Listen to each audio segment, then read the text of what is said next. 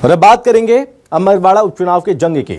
दरअसल अमरवाड़ा उपचुनाव के लिए प्रचार का शोर थम चुका है और आखिरी दिन बीजेपी और कांग्रेस ने पूरी ताकत झोंकी है। सीएम मोहन यादव ने ताबड़तोड़ सभाएं की हैं। कमलनाथ, नकुलनाथ, जीतू पटवारी ने भी सभाएं की।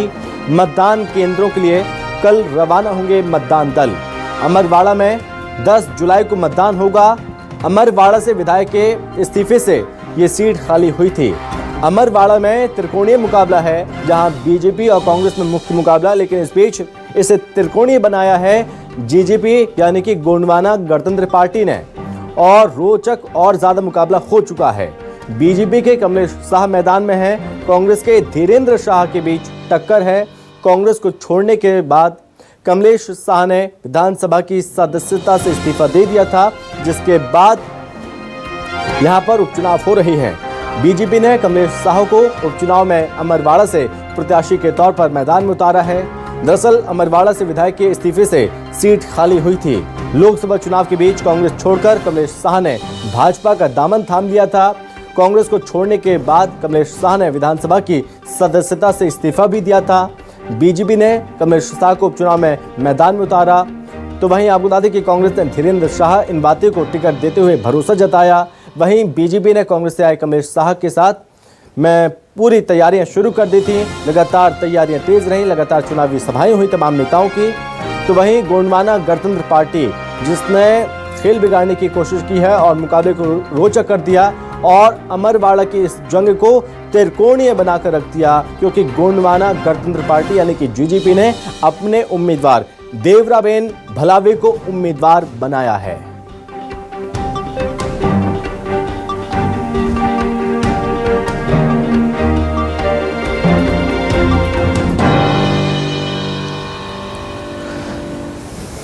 तो सीएम मोहन यादव ने ताबड़तोड़ सभाएं की हैं।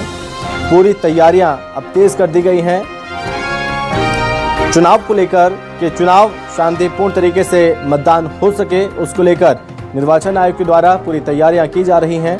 सुरक्षा बलों को भेजा जा रहा है। चुनावी तैयारियों के लिए मतदान कर्मी भी पहुंच रहे हैं क्षेत्रों में। आखिरी दिन बीजेपी और कांग्रेस ने ताकत झोंकी। तमाम नेताओं ने चुनावी सभाएं की। सीएम मोहन यादव ने भी चुनावी सभाओं को संबोधित किया। इसी के साथ बीजेपी के और अन्य नेता भी अमरवाड़ा दौरे पर रहे और कमलेश शाह के लिए वोट की अपील करते हुए नजर आए थे।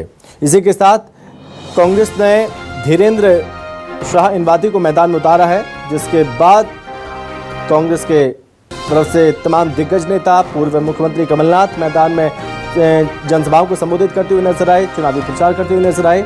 और अमरवाड़ा विधानसभा उपचुनाव का चुनावी शोर आज थम गया है। अमरवाड़ा में 10 जुलाई को मतदान होना है और कमलनाथ की प्रतिष्ठा दांव पर है, क्योंकि बता दें कि बीजेपी ने यहां पर पूरी तरह से ताकत झोंकी है।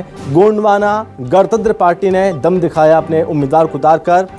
भारी बारिश में जनसभा हुई, रैली की तस्वीरें भी सामने आई और तस्वीरें वायरल भी हुई। बीजेपी के लिए सीएम ने मोर्चा संभाला है और जीतू पटवारी और नकुलनाथ ने भी जमकर प्रचार किया। गोंडवाना गणतंत्र पार्टी किसी का भी खेल बिगाड़ सकती है। विधानसभा और लोकसभा में जीजेपी को हजारों वोट मिले थे।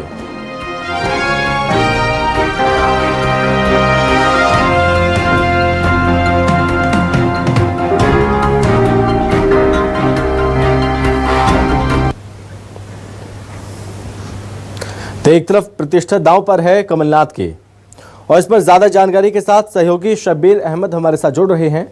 शब्बीर, अगर हम बात करें सबसे पहले चुनावी शोर का जो था वो थम गया और आज आखिरी दिन था, लेकिन तैयारियों की अगर हम बात करें, निर्वाचन आयोग की क्या तैयारियां हैं, मतदान कर्मियों को रवाना कर दिया गया, इसको लेकर किस तरह की तैयारियां हैं?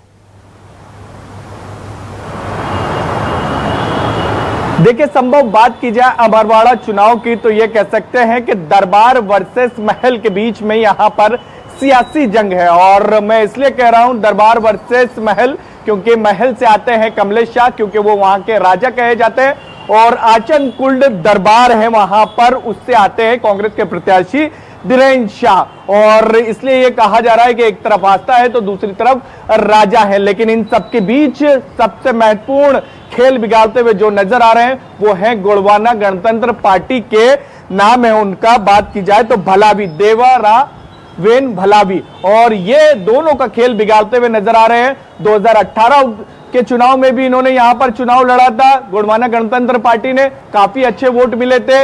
हम 2023 के विधानसभा चुनाव में बात करें तो भले से ही कांग्रेस यहां पर 25,000 से कमलेश शाह जीते थे, लेकिन करीब 18,000 जो वोट थे वो गोंडवाना गणतंत्र पार्टी को मिले थे। लेकिन ये चुनाव की बात की जाए तो अगर सबसे ज्यादा नाक का सवाल है तो वो कमलनाथ के लिए है, क्योंकि 2024 के लोकसभा चुनाव में कमलनाथ के गढ़ को बीजेपी ध्वस्त कर चुकी है। सिर्फ तक बचाने की लड़ाई कमलनाथ यहां पर लड़ते हुए नजर आ रहे हैं, और इसलिए ही आखिरी मौके पर कमलनाथ की तरफ से कोशिश ये की गई थी कि आचरण कुंड के दरबार जो वहां पर आदिवासियों के बीच में आस्था का केंद्र है, उनके परिवार में से किसी को भी किसी तरीके से टिकट के लिए मनाया जाए, चुनाव लड़ने के लिए मनाया जाए, और आखिरी समय में उनके परिवार का एक शख्स चुनाव लड़ने के लिए यानी धीरेन्द्र शाह तैयार होते हैं और वहां पर उनको कैंडिडेट उतारा जाता है। लेकिन बात की जाए तो बीजेपी भी पूरी जमावट वहां पर कर चुकी है, चाहे मध्य प्रदेश के मुख्यमंत्री मोहन यादव की बात करें या राज्यसभा सांसद की बात करें, कविता पाटीदार की बात करें,